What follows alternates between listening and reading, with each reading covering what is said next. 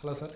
Hi అండి. ఇప్పుడు ఈ జనరేషన్లో చూసుకున్నట్లయితే మనకు ఇప్పుడు ఈ మధ్యలో హైదరాబాద్లో ట్రెండింగ్ బాగా అవుతుంది. అంటే ముందు కన్నా ఇప్పుడు హెచ్ఐవి అనేది చాలా విచ్చలవిడిగా పెరుగుతుంది అని చాలా మంది అంటుంటే ఈ న్యూస్లలో సోషల్ మీడియాలో వైరల్ అవుతుంది. అవును.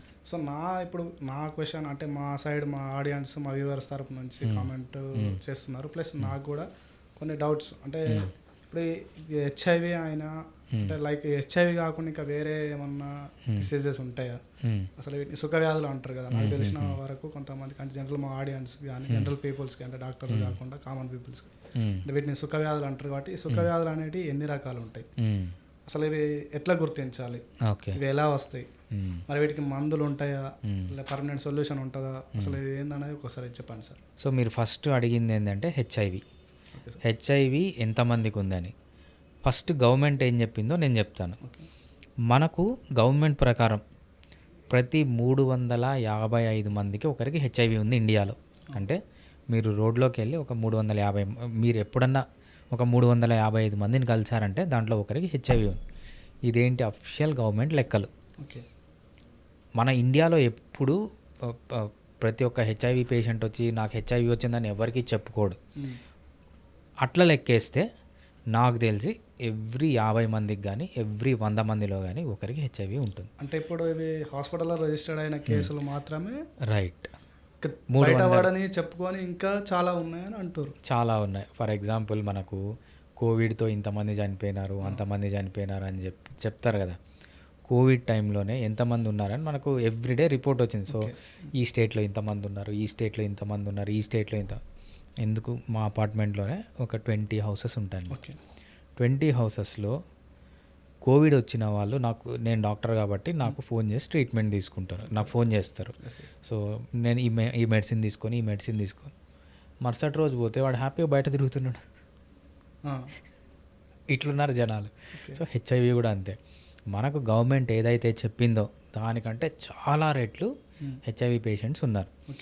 ఇంకోటి ఏంటంటే హెచ్ఐవి ముందు కంటే ఇప్పుడు విచ్చలవిడిగా పెరిగిపోయింది. ముందు చాలా తక్కువ ఉంది హెచ్ఐవి. ఈ కాలంలో ఏంటంటే చాలా పెరిగిపోయింది. అసలు ఎట్లా వచ్చిందో చెప్తాను నేను.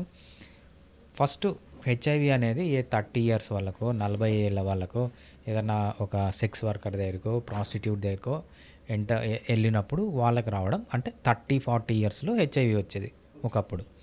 నెక్స్ట్ జనరేషన్లో ఏమైందంటే సాఫ్ట్వేర్ ఎంప్లాయీలు 25 అట్లా ఎవరైతే సాఫ్ట్వేర్ చేస్తున్నారో వీళ్ళకు పాకింది. ఇప్పుడు లేటెస్ట్ ఇన్ఫర్మేషన్ ఏంటంటే ఈవెన్ స్కూల్ పిల్లలకి కాలేజ్ పిల్లలకి స్టార్ట్ అవుతుంది. ఎందుకంటే వాళ్ళు సెక్షువల్గా అన్ప్రొటెక్టెడ్ సెక్స్ చేస్తున్నారు, సెక్షువల్గా యాక్టివ్గా ఉన్నారు కాబట్టి. సో విచ్చలవిడిగా హెచ్ఐవి అనేది అయిపోయింది. ఇంకోటి ఏంటంటే ముందు ఇంత డ్రగ్స్ తీసుకునేవాళ్ళు కాదు, ఇప్పుడు డ్రగ్స్ ఎక్కువ తీసుకుంటారు. డ్రగ్స్ అంటే ఏంటి, ఒకటి ఇంజెక్షన్ గుచ్చుకుంటాడు, అదే ఇంజెక్షన్ ఇంకోటి గుచ్చుకుంటాడు, అదే ఇంజెక్షన్ ఇంకోటి గుచ్చుకుంటాడు. అట్లా మణిపూర్లో అయింది కదా మొన్న. సో హెచ్ఐవి అనేది విచ్చలవిడిగా అయిపోయింది, ముందు కంటే చాలా ఎక్కువ అయిపోయింది. అంటే ఇప్పుడు వేసేల దగ్గరికి మామూలుగా అంటే ఇప్పుడు 30-40 ఇయర్స్ 40 అబవ్ ఉన్న వాళ్ళు, అంకుల్స్ వాళ్ళు, డ్రైవర్స్ అట్లా ఇట్లా రోడ్ల మీద తిరిగే వాళ్ళు వేసేల దగ్గరికి వెళ్ళే వాళ్ళు, అంటే ఏం సెక్యూరిటీ లేకుండా అట్లా చేసినప్పుడు వచ్చేది. అంటే ఇప్పుడు మీరు అన్నారు కదా, ఇప్పుడు స్కూల్ పిల్లలకు కానీ కాలేజ్ పిల్లలకు కానీ ఇప్పుడు ఎంప్లాయీస్కి కానీ సాఫ్ట్వేర్ ఎంప్లాయీస్ అట్లా అంటే వీళ్ళకి ఎట్లా వస్తుంది? అంటే ఇప్పుడు మీరు అన్నట్టు డ్రగ్స్ ఇంజెక్షన్స్ తోటి అంటారా? Drugs injection unprotected sex. So protection injections. అంటే ఇప్పుడు సరే సార్, ఇప్పుడు అన్ప్రొటెక్టెడ్ సెక్స్ అన్నారు, ఓకే. ఇప్పుడు ఆ పూర్వకాలంలో ఆ ఏజ్లో ఉన్న వాళ్ళు వేసల దగ్గరికి వెళ్ళినప్పుడు వాళ్ళకు వచ్చింది, ఓకే, ఒప్పుకుంటాం. ఇప్పుడు ఈ జనరేషన్ యంగర్ పీపుల్స్, ఇప్పుడు ఈ యూత్ వీళ్ళకి ఎట్లా వస్తుంది? అంటే వీళ్ళ మధ్యలో వీళ్ళే కదా మామూలుగా సెక్స్ చేసుకుంటారు. సో ఇప్పుడు మరి ఫస్ట్ అయితే అది ఇప్పుడు వేరే వాళ్ళకి లేనిది అయితే వీళ్ళకి రాదు కదా, వాళ్ళకి ఎట్లా వచ్చి ఉంటుంది? అంటే వాళ్ళకి ఎట్లా వచ్చి ఉంటుంది? ఫస్ట్ ఇది 1981లో ఫస్ట్ కేసు సమ్వేర్ ఇన్ యుఎస్ఏలో బయటపడింది అనమాట. దాన్ని ట్రేస్ బ్యాక్ చేసినారు. యుఎస్ఏకి హెచ్ఐవి ఎలా వచ్చింది అని ట్రేస్ బ్యాక్ చేస్తే మేబీ 1909లోనే ఎప్పుడో ఆఫ్రికన్ కంట్రీస్లో ఉన్నింది. అది 1909 ఆ టైంలో ఎప్పుడో ఆఫ్రికన్ కంట్రీస్లో ఉంది. 1980కి యుఎస్కి వచ్చింది. 1981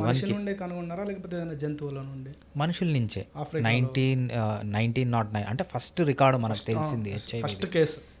ఫస్ట్ కేసు కాదు, ఫస్ట్ కేసు అనేది మనకు 1981లోనే వచ్చింది.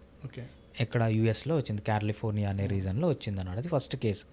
వాళ్ళ హిస్టరీ చూస్తే ఇటువంటి సిమ్టమ్సే వచ్చింది అనేది మేబీ 1908లో ఆ టైంలో ఆఫ్రికాలో ఉన్నింది. ఆ యుఎస్ స్టేట్లో ఆఫ్రికా నుంచి వచ్చి సెటిల్ అయిన వాళ్ళు అక్కడ ఉన్నారనమాట. ఇది ఒక స్టడీ అంతే, దీనికి ప్రూఫ్ లేదు.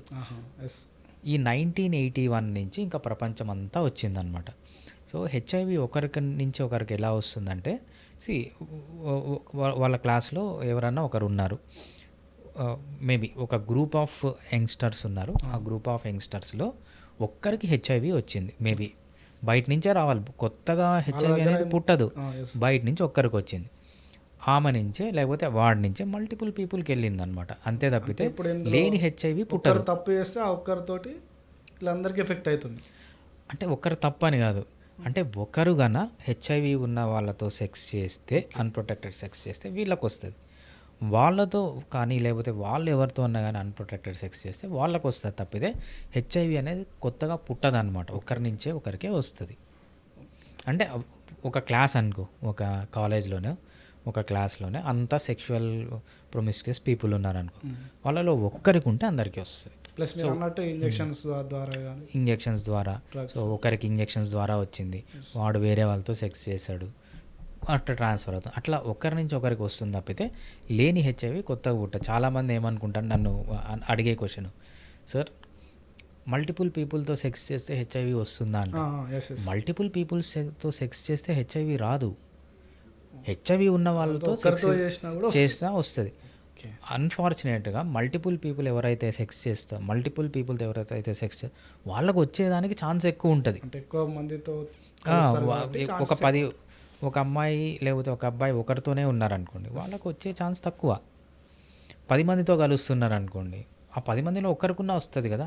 అట్లా అది ఇప్పుడు జనరల్గా చూసుకుంటే ఇప్పుడు ఈ మధ్యలో ఇంకో ట్రెండ్ అవుతుంది. ఒక కరీంనగర్లో ఇక్కడ ఒక జంట వాళ్ళు నెంబర్ చెప్పారు, అంతమందితోటి చేసారు అన్నారు. ఇప్పుడు వాళ్ళకి మరి అట్లాంటి వాళ్ళకి రాదు. ఆమె ఎవరైతే ఉన్నారో ఈమె సెక్స్ కన్నా ఎవరితో అయినా హెచ్ఐవి ఉన్న వాళ్ళతో సెక్స్ చేసి ఉంటే అందరికీ వచ్చే ఛాన్స్ ఉంటుంది. ఆమె ఆమె ఉంది, ఆమె ఎవరితో ఉన్నా హెచ్ఐవి ఉన్న వాళ్ళతో సెక్స్ చేసింది, నెక్స్ట్ ఈమెతో ఎవరెవరు సెక్స్ చేస్తారో వీళ్ళందరికీ స్ప్రెడ్ అవుతుంది అది. మరి దీనికి ఇప్పుడు అసలు ఎట్లా గుర్తిస్తారు సార్ దీనికి అసలు, అంటే హెచ్ఐవి లక్షణాలు ఏంటి, సింప్టమ్స్? హెచ్ఐవి లక్షణాలు గుర్తుపెట్టడం అనేది ఇంపార్టెంట్ క్వశ్చన్ అండి. ఎందుకంటే సో నేను చెప్తాను అసలు హెచ్ఐవి లక్షణాలు ఎలా ఉంటాయి. హెచ్ఐవి లక్షణాలని మనము 3 భాగాల్లో విడగొడతామన్నమాట. ఫస్ట్ 1 month లక్షణాలు వేరే ఉంటాయి. నెక్స్ట్ 1 year to 10 years లక్షణాలు వేరే ఉంటాయి. 10 years తర్వాత లక్షణాలు వేరే ఉంటాయి. హెచ్ఐవి వైరస్కి ఎక్స్పోజ్ అయిన ఫస్ట్ మంత్లో ఏమవుతుందంటే అందరికీ రాదు, కొంతమందికి ఫీవర్ రావచ్చు, కొంతమందికి దగ్గు రావచ్చు, జలుబు రావచ్చు, కొంతమందికి లైట్గా చలి జ్వరం రావచ్చు, కోల్డ్ కాఫ్ లాగా రావచ్చు, కొంతమందికి వీక్నెస్ ఉండొచ్చు, కొంతమందికి కొంచెం చలి పెట్టచ్చు. ఈ సిమ్టమ్స్ అనేది ఏంటంటే ఫస్ట్ ఫేజ్ అంటాం అనమాట. ఓకే, ఇది ఓన్లీ 1 month వరకు మాత్రమే ఉంటుంది. సరే, ఇప్పుడు మనకు వైరస్ ఒక్కసారి మన బాడీలో ఎంటర్ అయిందంటే ఎన్ని రోజుల వరకు మనకు ఆ సిమ్టమ్స్ అనేది బయటపడుతుంది? అంటే అది ఆ వైరస్ అనేది పెరగడానికి ఎన్ని రోజులు టైం తీసుకుంటుంది? రైట్, ఈ 3 phases అనుకున్నప్పుడు ఫస్ట్ ఫేజ్ అనేది 1 నెల రోజులు మాత్రమే ఉంటుంది. ఒకరికి హెచ్ఐవికి ఎక్స్పోజ్ అయ్యారు, 1 నెల రోజుల వరకు మాత్రం కొంచెం ఫీవర్ ఉండొచ్చు, దగ్గు ఉండొచ్చు, కొంతమందికి ఉండకపోవచ్చు. తర్వాత సెకండ్ ఫేజ్లోకి ఎంటర్ అవుతారు. సెకండ్ ఫేజ్ ఏంటంటే ఏ సిమ్టమాటిక్ ఫేజ్, సిమ్టమ్స్ ఏ ఉండవు, 0 symptoms. అట్లా 5 years ఉండొచ్చు, 10 years ఉండొచ్చు, నార్మల్ హెల్దీగా ఉన్నట్టే ఉంటాడు, కానీ హెచ్ఐవి ఉంటుంది వాడికి. వాడు ఏం చేస్తాడు, నాకు హెల్దీగా ఉందనుకొని మళ్ళీ అందరికీ అంటిస్తూ ఉంటాడు. అంటే అది బయటపడదు. అంటే బ్లడ్ టెస్ట్ చేస్తేనే బయటపడుతుంది. అంటే సిమ్టమ్స్ ఏమి ఉండవు జనరల్గా. ఇప్పుడు కొంతమందికి ఇప్పుడు మీరు అన్నట్టు వాడు ఇప్పుడు 5 years దాకా తెలియదు అంటారు. 5 years పట్టచ్చు. కొంతమంది ఇమ్యూనిటీ తక్కువ ఉంది అనుకోండి, 5 yearsలో బయటపడుతుంది. అదే అడుగుతుంది. అంటే ఇప్పుడు వాళ్ళకు ఇన్ కేసు ఇప్పుడు ఏమన్నా హెల్త్ ఇష్యూ అయినప్పుడు మాత్రమే మనం డాక్టర్ దగ్గరికి వెళ్తాం. డాక్టర్ దగ్గరికి వెళ్ళినప్పుడు నార్మల్గా సిబిపి అవి చేస్తాం, చేసినప్పుడు మాత్రమే అది బయటపడుతుంది అని అంటారు. ఇప్పుడు నార్మల్ బ్లడ్ టెస్ట్ చేసినప్పుడు అంటే డాక్టర్ అనే వాళ్ళు చూసి సిమ్టమ్స్ చూసి ఇది ఇట్లా ఉంది అని ఒక డౌట్ కొద్దీ వాళ్ళు ఒక ఏమంటారు డయాగ్నోసిస్ చేసి బ్లడ్ టెస్ట్లు చేసి చెప్తారు. సో ఇప్పుడు మనం డాక్టర్ దగ్గరికి వెళ్ళేదాకా తెలియదు. అంతలోపు మరి వీళ్ళకు ఇక నార్మల్గా ఉంటారు కదా, మరి వాళ్ళకి హెచ్ఐవి సోకిందని వాళ్ళకు తెలియదు. అప్పుడు వాళ్ళు ఎంతమందితో కలిసి వాళ్ళు ఇట్లనే స్ప్రెడ్ అవ్వకుండా ఉంటుంది. రైట్, హెచ్ఐవితో వచ్చే మెయిన్ ప్రాబ్లం అదే. ఫస్ట్ 1 month కొంచెం సిమ్టమ్స్ ఉంటాయి, మనం ఏమనుకుంటే దగ్గు జలుబు ఎండకు తిరిగినాము అనుకుంటారనమాట. 1 మంత్ చాలామందికి ఉండవు, కొంతమందికి మాత్రమే. ఒక 100లో 50 మందికి సిమ్టమ్స్ ఉండవు. 100లో 50 మందికి అసలు ఫస్ట్ మంత్లో కూడా సిమ్టమ్స్ ఉండవు. ఓకే. నెక్స్ట్ సెకండ్ ఫేజ్లోకి ఎంటర్ అవుతారు. ఈ సెకండ్ ఫేజ్లో ఎంటర్ కావడం అనేది కొంతమందికి 5 ఏళ్ళు ఉండొచ్చు, కొంతమందికి 10 ఏళ్ళు ఉండొచ్చు, కొంతమందికి 20 ఏళ్ళు. ఇమ్యూనిటీ తక్కువ ఉందనుకో వాడికి వెంటనే సిమ్టమ్స్ వస్తాయి, 5 ఏళ్లలోనే సిమ్టమ్స్ వస్తాయి. మంచి ఇమ్యూనిటీ ఉందనుకో 20 ఏళ్ళు పట్టచ్చు వాడికి. ఈ 20 ఏళ్లలో ఇంకో క్వశ్చన్ అడిగారు మీరు, సిబిపి చేస్తే బ్లడ్ టెస్ట్, నార్మల్ బ్లడ్ టెస్ట్లకు తెలియదు, హెచ్ఐవి బ్లడ్ టెస్ట్ చేస్తేనే తెలుస్తుంది ఉందా లేదా అని. సో నాకేదో దగ్గు వచ్చింది, జలుబు వచ్చింది, నేను డాక్టర్ దగ్గరికి పోయినా, డాక్టర్ సిబిపి చేసినాడు, యూరిన్ టెస్ట్ చేసినాడు, దీనిలలో తెలియదు. స్పెసిఫిక్గా హెచ్ఐవి టెస్ట్ సపరేట్ మళ్ళీ ఒక టెస్ట్, హెచ్ఐవికి 100 టెస్టులు ఉన్నాయి. సో ఆ 100 టెస్ట్లలో ఏ టైంలో ఏ టెస్ట్ చేయించుకోవాలని అది పెద్ద మనము ఒక 15 మినిట్స్ టాపిక్కే తీసుకోవచ్చు. అది హెచ్ఐవి టెస్ట్లనే కొన్ని 100 టెస్టులు ఉన్నాయి. ఆ టెస్ట్ చేస్తేనే హెచ్ఐవి ఉందా అని లేదా తెలుస్తుంది తప్పితే నార్మల్ సిబిపిలో హెచ్ఐవి అనేది తెలియదు. ఇంకోటి ఇప్పుడు మీరు అన్నారు కదా, అంటే 5 ఇయర్స్ వరకు 10 ఇయర్స్ వరకు యాక్చువల్గా ఇప్పుడు ఒక వైరస్ సోకిన వ్యక్తి ఆయన జీవితకాలం అంతే. ఇప్పుడు లాస్ట్కి అయితే ఆయన ఇప్పుడు చనిపోతాడా, దానికి మందు ఉంటుందా, అసలు ఎన్ని రోజులు బ్రతుకుతాడు అంటే జనరల్గా అందరికి ఇప్పుడు కామన్ పీపుల్స్కి తెలిసిన విషయం ఏంటంటే హెచ్ఐవి వస్తే చనిపోతారు. అంటే ఇప్పుడు మీరు ఇప్పుడు దానికి మందు ఉందా, దానికి ఇప్పుడు కరోనా వచ్చింది, దానికి పర్మనెంట్గా ఒక వ్యాక్సిన్ వేసుకుంటే అది పోయింది అంటాం. ఇప్పుడు ఈ మందును వ్యాక్సిన్ అనాలనా, దాన్ని మందులు అనాలనా, అసలు దానికి పర్మనెంట్ సొల్యూషన్ ఉందా, లేకపోతే జీవితాంతం మందులు వాడుకుంటూనే ఉండడా? అట్లా మందులు వాడుకుంటుంటే ఎన్ని రోజులు బ్రతుకుతారు? ఎవరు ఏ టైప్ ఆఫ్ పీపుల్ అంటే బాడీని బట్టి ఏమైనా ఉంటుందా? అంటే కొంతమంది ఇప్పుడు సోకినాక 2 ఇయర్స్కి 3 ఇయర్స్కి చనిపోయే అవకాశాలు ఉంటాయా, అంటే లైఫ్ లాంగ్ కూడా బతికే అవకాశం ఉంటుందా? ఇది హెచ్ఐవి వచ్చిన మనిషి చనిపోతాడు అనేది పాత మాట. Okay, right. ఇప్పుడున్న మెడికల్ అడ్వాన్స్మెంట్, ఇప్పుడున్న మెడికల్ టెక్నాలజీలో హెచ్ఐవి ఉన్న మనిషికి హెచ్ఐవి లేని మనిషికి ఏమీ తేడా లేదు. హెచ్ఐవి ఉన్న మనిషి ఏం చేస్తాడంటే రెగ్యులర్గా మందులు వాడితే హెచ్ఐవి లేని మనిషి ఎంత హెల్దీగా ఎంత హ్యాపీగా 100 సంవత్సరాలు ఎలా బతుకుతాడో హెచ్ఐవి ఉన్న మనిషి కూడా 100 సంవత్సరాలు అలానే బతుకుతాడు. డిఫరెన్స్ ఏంటంటే హెచ్ఐవి ఉన్న మనిషి రెగ్యులర్గా మందులు వేసుకోవాలి, హెచ్ఐవి లేని మనిషి మందులు వేసుకోని అవసరం లేదు. మనం బీపీకి షుగర్కి జీవితాంతం ఎట్లా మందులు వేసుకుంటారు, హెచ్ఐవికి కూడా అంతే వేసుకుంటే హెచ్ఐవి లేని మనిషికి ఉన్న మనిషికి ఏం డిఫరెన్స్ లేదు, హ్యాపీగా అలానే ఉండొచ్చు. ఇప్పుడున్న అడ్వాన్స్డ్ టెక్నాలజీలో ఇంకొక విషయం చెప్తాను, హెచ్ఐవి లేని వాళ్ళు హెచ్ఐవి ఉన్న వాళ్ళని పెళ్లి చేసుకోవచ్చు. మరి పిల్లలకు రాదు, అంత పార్ట్నర్కి కూడా రాదు, అంత టెక్నాలజీ వచ్చింది ఇప్పుడు. అది ఎట్లా సార్? అంతే. సేఫ్టీ కాదు చెప్తాను నేను అది.